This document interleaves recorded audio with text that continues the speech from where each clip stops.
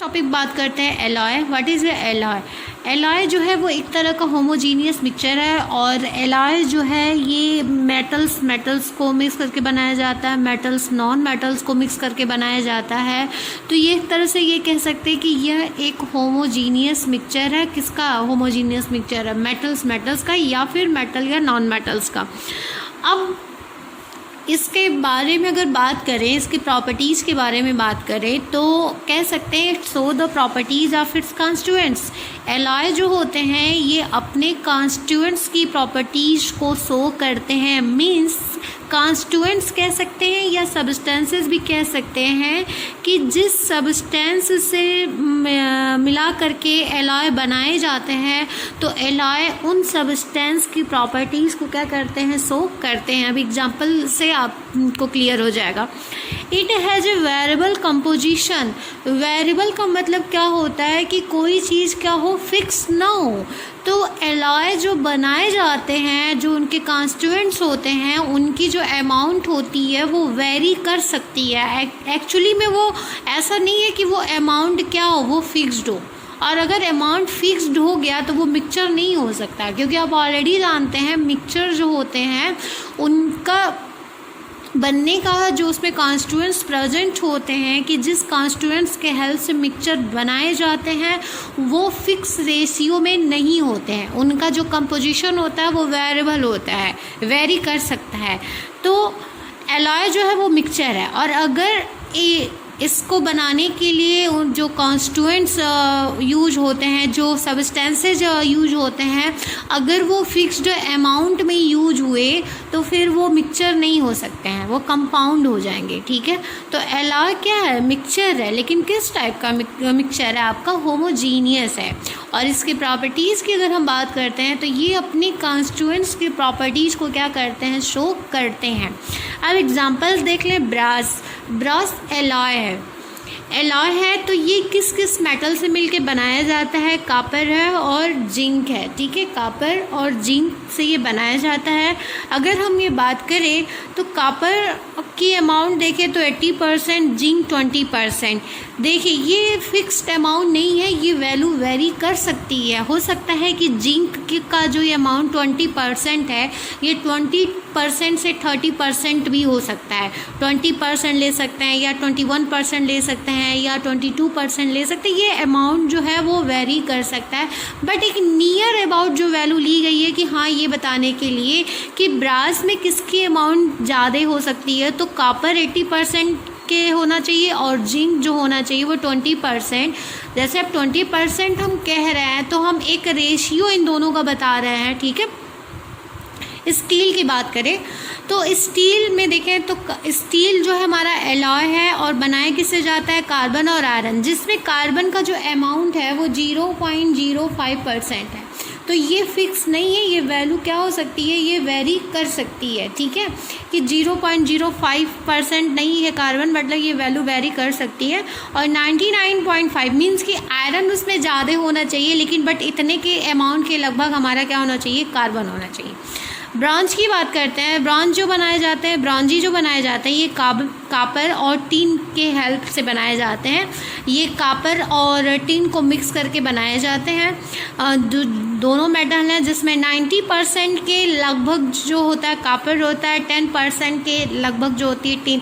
देखिए ये जो हमने परसेंटेज की वैल्यू दिखाई है, ये वैल्यू वेरी कर सकती है, क्योंकि ये मिक्सचर है। और मिक्सचर है तो जिसमें जो उनके कॉन्स्टिट्यूएंट्स होते हैं वो परसेंटेज जो वे भी उनका अमाउंट लेते हैं वो फिक्स नहीं होता है। ठीक है, ये वैल्यू वेरी कर सकती है, बट लगभग एक रेशियो दिया गया है कि हाँ, इस रेशियो में इसको इतने में मिक्स किया जाएगा तो हमें ये एलॉय क्या होंगे? हमें ऑब्टेन होंगे। स्टेनलेस स्टील की बात करते हैं। ये भी एलॉय है आपका। आयरन, क्रोमियम और निकल, इन तीन के हेल्प से जब हम आयरन को, क्रोमियम को और निकल को हम मिक्स करते हैं तो हमें स्टेनलेस स्टील हमें फॉर्म होता है। ठीक है, स्टील यहाँ पे है कार्बन आयरन, और एक होता है स्टेनलेस स्टील, आयरन, क्रोमियम, निकल। अब बात करते हैं कि हम एलॉय बनाए क्यों जाते हैं। एक्चुअली क्या है कि जैसे कुछ मेटल्स होते हैं कि जो कैरेक्टरिस्टिक प्रॉपर्टी शो करते हैं वो बहुत ज़्यादा हाई शो करते हैं, और कुछ थोड़ा ज़रूरी नहीं है। देखिए मेटल्स की जो प्रॉपर्टीज़ बताई गई है वो सारे मेटल्स वो प्रॉपर्टीज शो करते हैं, बट कुछ मेटल जो होते हैं किसी किसी में ज़्यादा प्रॉपर्टीज़ पाई जाती है, किसी किसी में कम। जैसे कि कुछ मेटल्स होते हैं बहुत ज़्यादा मैलेबल होंगे और कुछ जो होंगे उतना ज़्यादा मैलेबल नहीं होंगे, ठीक है। तो अगर हम बात करते हैं कि एलॉय क्यों बनाए जाते हैं, आखिर क्या उद्देश्य है, अगर उनके ऑब्जेक्टिव्स की बात करते हैं, अगर उनके उद्देश्य की बात करते हैं तो कुछ पॉइंट्स हैं, देख लीजिए। फर्स्ट, इंक्रीज हार्डनेस को इंक्रीज करने के लिए क्या होते हैं, एलॉय बनाए जाते हैं। अगर हम हार्डनेस के एग्जांपल में देखें तो आयरन तो हमारा क्या है, हार्ड है।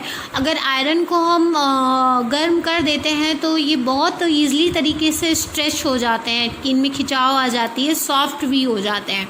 तो इसे हार्ड बनाने के लिए हम उसमें 0.05% क्या मिक्स कर देते हैं, कार्बन। और कार्बन के मिक्स करने के कारण वो एलॉय बन जाता है। किस टाइप का एलॉय, स्टील बन जाता है, स्टील।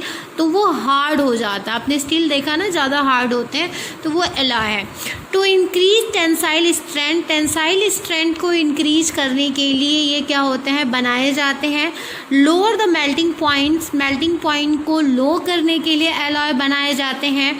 मॉडिफाई केमिकल रिएक्टिविटी, जैसे किसी मेटल्स की रिएक्टिविटी बहुत ही ज़्यादा होती है, तो उनके केमिकल रिएक्टिविटी को एक बैलेंस करने के लिए, लोअर करने के लिए क्या होता है, उनको मॉडिफाई करने के लिए भी एलॉय क्या होते हैं, बनाए जाते हैं। वीडियो में हमने मेटल्स, नॉन मेटल्स प्रॉपर्टीज देखा था, अब हम मेटालॉइड्स के बारे में देखेंगे। द एलिमेंट विच है properties of metals, non metal.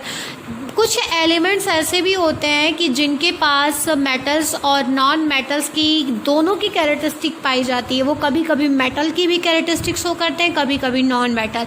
तो ऐसे को ना तो हम मेटल में कैटेगरी में कर सकते हैं, ना नॉन मेटल। मतलब कुछ एलिमेंट्स ऐसे हो गए, सम एलिमेंट्स ऐसे हुए कि जिनके पास मेटल की भी कैरेक्टरिस्टिक है और नॉन मेटल की भी।